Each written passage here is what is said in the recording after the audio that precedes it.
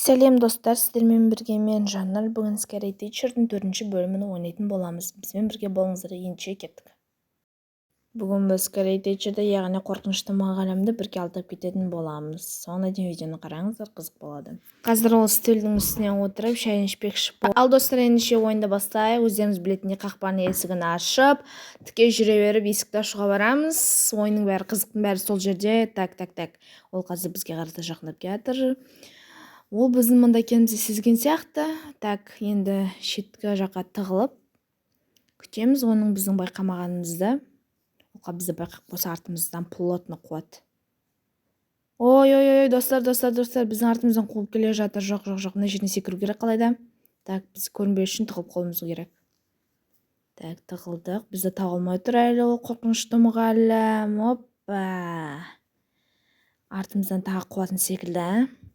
Жаймен деп жүріп келе жатыр. Білмеймін оның қандай ойы бар екенін. Но бізге қалайда үйіне кіріп, банағы жоспардың барлығын орындау керек. Так, үйіне кіре ме, или төменге түседі ме? Так.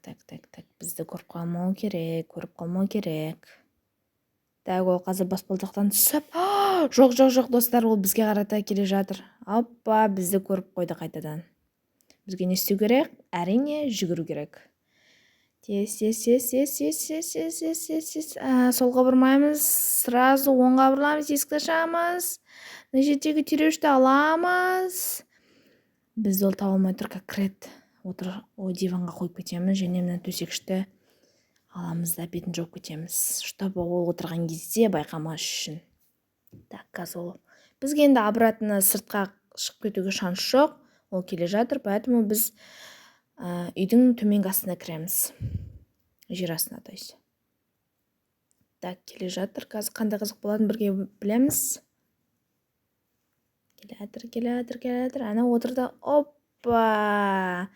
Ол бізге жындану үстінде, достар. Достар, солайша біздің 4-ші бөліміміз аяқталды. Біз ұттық.